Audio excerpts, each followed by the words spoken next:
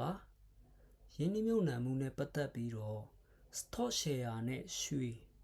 ဘယ်ဟာကယင်းနှမြုပ်နှံမှုအစစ်အမှန်လဲဆိုတာကိုကျွန်တော်ရှင်းပြပေးတော့မှာဖြစ်ပါတယ်ဒီဇန်ဆယ်ကိုက်ဂါဘူးရှိခိဆိုတာကကြတော့တကဘာလုံးဆိုင်ရာ stock တွေစုစည်းပေးထားတဲ့ index fund ဖြစ်ပါတယ်ဒီ15439ကကြတော့ပြောရမယ်ဆိုရင်ကပရွှေစည်းတက်ရင်ဒီ1540ကတက်တယ်ရွှေရဲ့အညွန်ကိန်းရွှေရဲ့အဆက်ပေါ့နော်သူကျို stock exchange မှာဝယ်ရောင်းလုပ်ကြတဲ့ Gold ETF ဖြစ်ပါတယ်ကပရွှေစည်းတက်ရင်ဒီ15439ကလည်းတက်လိရှိပါတယ်နော်ဒီ index fund ကကြတော့ကပ stock share တွေဈေးတက်မယ်ဆိုရင်ဒီရဲ့ဇန်ဆယ်ကိုက်ခါဘူးရှိခိကလည်းဈေးတက်လိရှိပါတယ်ဆိုတော့ဈေးတက်နေတယ်ဆိုတာကကပ stock share တွေဈေးတက်နေတဲ့အတွက်ကြောင့်မို့တဖြည်းဖြည်းနဲ့ဒီရဲ့ index fund ကလည်းဈေးတက်လာနေတာဖြစ်ပါတယ်ကျွန်တော်မြန်မာလူမျိုးတွေတော်တော်များများကရွှေကိုပွားများလာတတ်တဲ့ယင်းနှမြုပ်နှံမှုအဖြစ်အထင်မှားတတ်ကြတယ်တကယ်တမ်းကရွှေကပွားများလာတတ်တဲ့ယင်းနှမြုပ်နှံမှုမဟုတ်ပါဘူးသူကစီးပွားပြက်ကတ်ကြုံလာလို့ရွှေကိုလူတွေအများကြီးဝိုင်းဝယ်လာတဲ့အခါ investor တွေကရွှေမှာဒီ stock share တွေကိုအခြေအနေမဟန်တော့ဘူးစီးပွားပြက်ကတ်ကြုံတော့မယ်ဆိုပြီးတော့စိုးရိမ်ကြောက်လန့်ပြီးတော့ stock တွေရောင်းချပြီးတော့ရွှေကိုဝယ်လာတဲ့အခါမှာရွှေကဈေးတက်ရင်တက်တယ်လို့ကျွန်တော်တို့အမြတ်ရမယ်ဒီလောက်ပဲရှိပါတယ်သူကတဖြည်းဖြည်းနဲ့ပွားများလာမှာမဟုတ်ပါဘူးရွှေဆိုတာကအဝယ်များမှဈေးတက်တာဖြစ်ပါတယ်ဒီ index fund ကကြတော့တဖြည်းဖြည်းနဲ့ပွားများလာတာဖြစ်တယ်သူက stock share တွေဈေးတက်ရင်တက်တယ်လို့ပွားများလာတယ်ပြီးတော့တကဘာလုံးကကုမ္ပဏီတွေအခု3000လောက်ပါဝင်တယ်ပေါ့နော်ဒီထဲမှာဇန်ဆယ်ကိုက်ခါဘူးရှိခိမှာကမ္ဘာအကောင်းဆုံးကုမ္ပဏီတွေ3000လောက်ပါဝင်တယ်အဲ့ဒီကုမ္ပဏီလုပ်ငန်းတွေကကမ္ဘာစီးပွားအားကောင်းနေတယ်ပြီးသူတို့ကတဖြည်းဖြည်းတိုးတက်လာနေမှာပဲအမြတ်တွေရနေမှာပဲသူတို့အမြတ်တွေရနေတဲ့ဒီရဲ့အညွန်ကိန်းကလည်းတဖြည်းဖြည်းနဲ့တိုးတက်လာမယ်ပြီးတော့အမြတ်ဝေစု dividend ဆိုတာပေးလေးရှိတယ်ဒီ share ရှင်တွေကို dividend ဆိုတဲ့အမြတ်ဝေစုပေးလေးရှိတယ်အဲ့ဒီအမြတ်ဝေစုကလည်း stock ဈေးကျသည်ဖြစ်စေတက်သည်ဖြစ်စေပုံမှန်ပေးတယ်ဒီရဲ့ဇန်ဆယ်ကခါဘူးရှိခိမှာဆိုရင်1.5%ကနေ2%ဝန်းကျင်လောက်ထိdividend ပေးတယ်ဈေးတက်တဲ့နေ့ဖြစ်ဖြစ်ကျတဲ့နေ့ဖြစ်ဖြစ် dividend ကပေးတယ်နော်အဲ့ဒါကိုdividend လို့ခေါ်ပါတယ်အဲ့ဒီ dividend ကိုကျွန်တော်တို့က reinvestment လုပ်သွားမယ်ဆိုရင်ဥပမာ9နှစ်10နှစ်15နှစ်ကြာလာတဲ့အခါကျရင်အဲ့ဒီရာခိုင်နှုန်းတိလေးကနေတဖြည်းဖြည်းနဲ့ compound interest ဖြစ်လာပြီးတော့ compound နဲ့စွမ်းအားတွေကြီးထွားလာတဲ့အခါကျွန်တော်တို့အမြတ်ရာခိုင်နှုန်းတွေကတဖြည်းဖြည်းနဲ့တိုးလာတာဖြစ်တယ်ပြီးတော့ကျွန်တော်တို့ဒီရဲ့ index fund ကိုဝယ်လိုက်ရင်ကျွန်တော်တို့ဒေါ်လာဝယ်ထားတာနဲ့အတူတူပဲဒေါ်လာဈေးကတဖြည်းဖြည်းနဲ့တက်လာနေတယ်ဥပမာအရင်တုန်းက2021တုန်းကဆိုရင်အမေရိကန်ဒေါ်လာကိုဂျပန်ယန်110လောက်ပဲရှိတယ်110ဝန်းကျင်ပဲရှိတယ်အခု2026ရောက်တော့အမေရိကန်ဒေါ်လာကိုဂျပန်ယန်150ကျော်160ဝန်းကျင်ထိရောက်ရှိလာတယ်တခါလေ160ထိရောက်တယ်အဲ့လောက်ထိဒေါ်လာဈေးကတက်လာနေတယ်ဒီယန်ဈေးတွေကကျနေတယ်အဲ့လိုဆိုတော့ကျွန်တော်တို့ဂျပန်မှာအကြေရှင်နေမဲ့သူအတွက်ဆိုရင်ဒီရဲ့ index fund ကို investment လုပ်ထားမယ်ဆိုရင်ကျွန်တော်တို့တစ်ချက်ခုတ်နှစ်ချက်ပြတ်ပါဥပမာ stock ဈေးတွေတက်ရင်တက်လာတယ်လို့ကျွန်တော်တို့အမြတ်ရမယ်ပြီးတော့ဒေါ်လာဈေးအားကောင်းရင်အားကောင်းလာတယ်လို့အမြတ်ရမယ်တစ်ဖက်မှာ risk အနေနဲ့ဒေါ်လာဈေးကျပြီးတော့ဒီရန်ဈေးအားကောင်းလာတဲ့အခါကျရင်ကျွန်တော်တို့အမြတ်တွေနည်းနည်းလျော့နေတော့မယ်ပေါ့နော်အဲ့လိုတွက်ထားလို့ရပါတယ်ဒါကြောင့်မို့ကျွန်တော်တို့ဒေါ်လာတီးတန့်ဝယ်ထားမယ့်အစားဒီ index fund ကိုပုံမှန်လေးဥမာလစဉ် DCA နီးလန်းနဲ့လ3000တက်နိုင်တဲ့လူက3000 5000တက်နိုင်တဲ့လူက5000အဲ့လိုဝယ်သွားမယ်ဆိုရင် risk လည်းအရန်နည်းတယ်ပြီးတော့တဖြည်းဖြည်းနဲ့ကျွန်တော်တို့ရင်းနှီးမြှုပ်နှံမှုကပွားများလာမှာဖြစ်တယ်ဥပမာဈေးတက်တဲ့လမှာလည်းဝယ်မိတယ်လို့ဈေးကျတဲ့လမှာလည်းဝယ်မိတဲ့အတွက်ကြောင့်မို့ balance ဖြစ်သွားတယ် DCA လုပ်ဖို့ကအရေးကြီးပါတယ်เนาะဥပမာဈေးကွက်ကိုနားလည်ပြီးတော့တခါတည်းများဝယ်ထားမယ်ဆိုရင်တော့များအမြတ်ရနိုင်ပေါ့เนาะကျွန်တော်တို့ဈေးကွက်ကိုတခြားလေ့လာပြီးတော့တခါတည်း150ဘူးဝယ်ထားလိုက်တယ်ပြီးမှနောက်ထပ်လစဉ်လတိုင်း DCA လည်းထပ်လုပ်တယ်ပေါ့เนาะအဲ့ဒါကြောင့်မို့ကျွန်တော်6လအတွင်းမှာဒီ18%ကျော်လောက်အမြတ်ရနေတာဖြစ်ပါတယ်ဒီ S&P 500ဆိုလည်းအတူတူပါပဲเนาะဒီ S&P 500ဆိုလည်း dividend ရတယ်အမေရိကန်ကုမ္ပဏီ900ပေါ့เนาะဒီအမေရိကန်ကုမ္ပဏီ900ထဲမှာကျန်းမာရေးပိုင်းပါတယ်ပြီးတော့ technology ဘိုင်းပါတယ်service ဘိုင်းတွေပါတယ်ပြီးတော့ financial ဘိုင်းတွေပါတယ်အစုံပါပြီးသားဥပမာ S&P 500ကိုရွေးလိုက်မယ်ဆိုရင်ကျွန်တော်တို့ကုမ္ပဏီတစ်ခုချင်းစီလိုက်ရွေးစရာမလိုဘူးအခုမှစတင် investment လုပ်မဲ့သူတွေအတွက်အကောင်းဆုံးရွေးချယ်စရာ index fund ဖြစ်ပါတယ်ဒီ stock ဒီ individual stock ဒါကကြတော့ဂျပန်ပြည်တွင်းကိုခုနိုင်ကာဘူးရှိခိဂျပန်ပြည်တွင်း stock ဖြစ်ပါတယ်ဂျပန်နိုင်ငံရဲ့အကြီးဆုံးဘဏ်ဖြစ်တဲ့ stock share ဖြစ်ပါတယ်เนาะMitsubishi UFJ Financial Group ရဲ့share ဖြစ်ပါတယ်8336ဖြစ်ပါတယ်เนาะဒါကလည်း dividend ရပါတယ်ဒါဆိုရင် dividend တစ်နှစ်ကို3%လောက် dividend ရတယ်ဥပမာ1100ရင်းနှီးမြှုပ်နှံထားမယ်ဆိုရင်သူရဲ့ stock share ကကျသည်ဖြစ်စေတက်သည်ဖြစ်စေ3000ရမယ်တစ်နှစ်ကို3000အဲ့ဒီ3000ကိုမှထပ်ပြီးတော့ကျွန်တော်တို့ reinvestment ပြန်လုပ်သွားမယ်ဆိုရင်9နှစ်10နှစ်ဆိုရင်compound interest ရမှာဖြစ်တယ်เนาะအဲ့လိုတွက်ထားလို့ရပါတယ်ဒီနှစ်5ဆိုရင်ပြောရမယ်ဆိုအင်္ဂလိပ်လိုဆိုရင် nickel နှစ်5လို့ခေါ်တယ်ဒီ nickel နှစ်5ဆိုရင်ဂျပန်တနိုင်ငံလုံးရဲ့ stock share တွေကိုစုစည်းပေးထားတဲ့ဂျပန်ရဲ့အညွှန်းကိန်းဂျပန် index fund ဖြစ်ပါတယ်ဂျပန်ရဲ့စီးပွားရေးလုပ်ငန်းတွေအားကောင်းနေတဲ့၍ဒီနှစ်5ကလည်းအားကောင်းနဲ့ဈေးတက်လာမှာဖြစ်တယ်ဒါဆိုရင်ကျွန်တော်ဝယ်ထားတာတလခွဲလောက်ပဲရှိသေးတယ်14%လောက်တက်လာဒီရွှေကိုကျွန်တော်ဝယ်ထားတာဆိုရင်တလပိုင်းကတည်းကဈေးအရန်မတက်ခင်4500ကမ္ဘာရွှေဈေး4500ဈေးဝန်းကျင်လောက်ကတည်းကဝယ်ထားတာဖြစ်တယ်ဒါပေမဲ့အခုချိန်ဒီရွှေက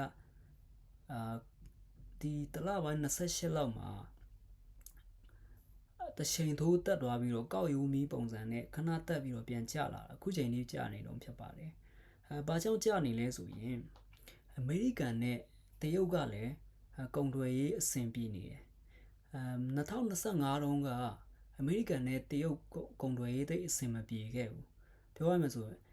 Trump ကဒီတွင်းကုန်ခွန်နဲ့ပတ်သက်ပြီးတော့အခွန်အများကြီးတိုးကောက်မယ်ဆိုပြီးတော့ကြီးညာတယ်100%, 150%ဒီတိုးကောက်မယ်လို့ကြီးညာတယ်ကြီးညာတော့တရုတ်ကလည်းပြန်လည်ပြီးတော့အမေရိကန်ရဲ့ပစ္စည်းတွေကိုအကုန်လုံးကန်တက်ချက်ချမယ်ပေါ့နော်ပြီးတော့ဒီကုန်ထုတ်တွေနဲ့ပတ်သက်တဲ့ဥမာ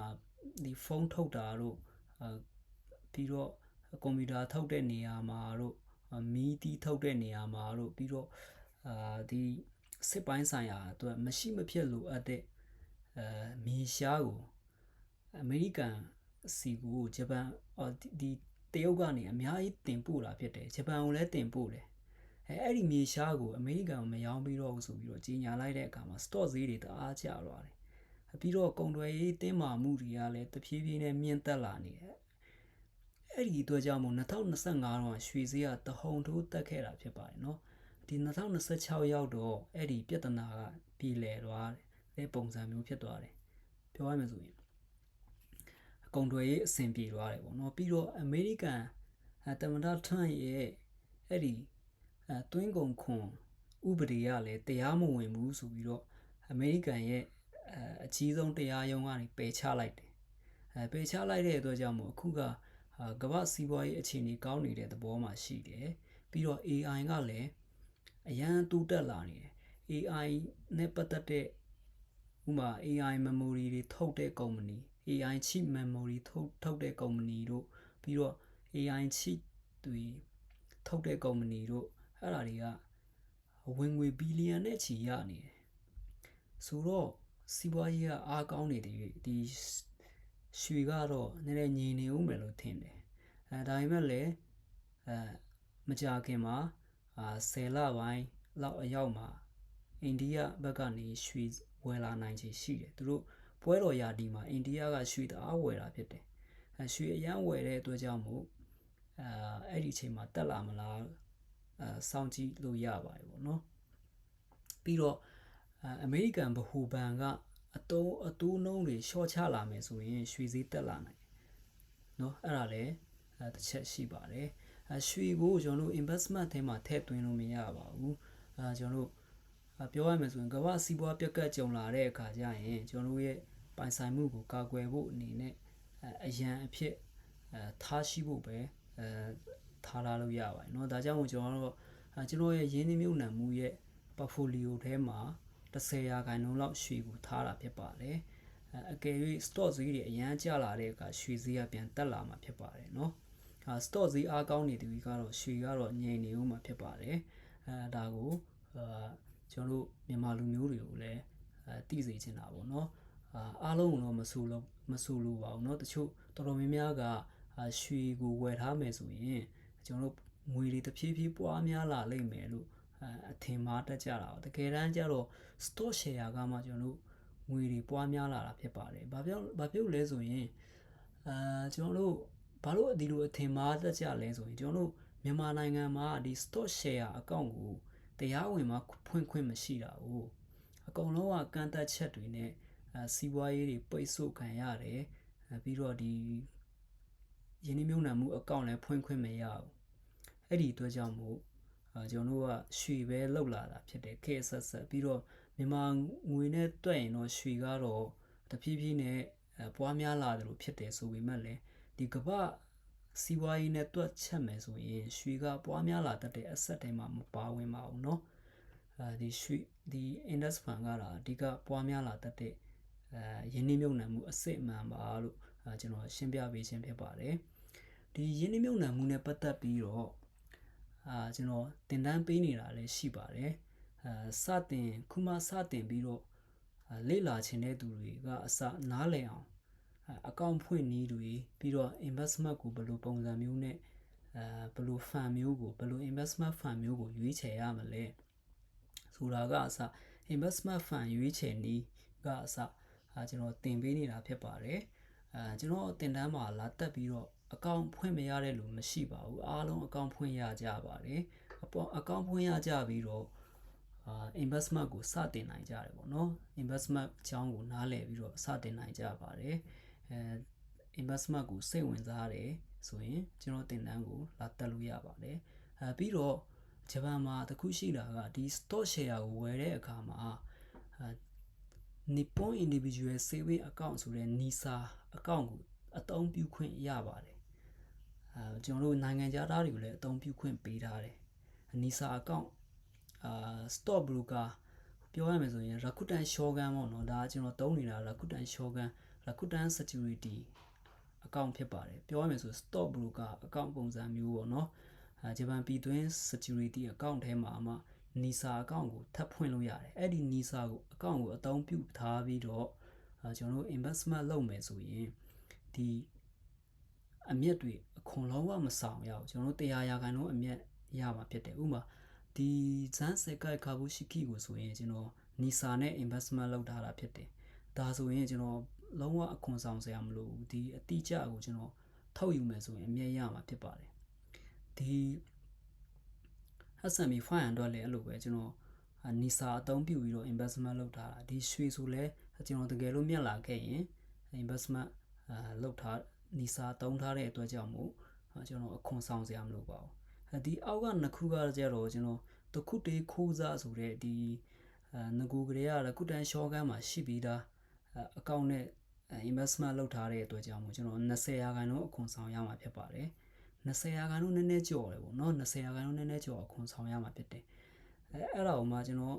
အကောင့်ဖွင့်ထားတဲ့အမျိုးအစားကကြတော့ကျွန်တော် stock ရောင်းတဲ့အချိန်မှာstock broker ကနေတခါတည်းအခွန်နှုတ်သွားပေးတယ်ကျွန်တော်အခွန်ရောင်းတွားဆောင်စရာမလိုပါဘူးဒါကြောင့်မို့အခွန်ရှောင်တယ်လို့လည်းမဖြစ်ပါဘူးเนาะအဲ့ဒီအကောင့်ဖွင့်နည်းတွေကကျွန်တော်တင်တန်းမှာပါဝင်ပြီးသားဖြစ်ပါတယ် NISA အကောင့်ဖွင့်နေလဲကျွန်တော်တင်တန်းမှာပါဝင်ပြီးသားဖြစ်ပါတယ်ပြီးတော့ investment fund ဘယ်လိုရွေးချယ်ရမလဲ blue chip stock ဆိုတာဘာလဲ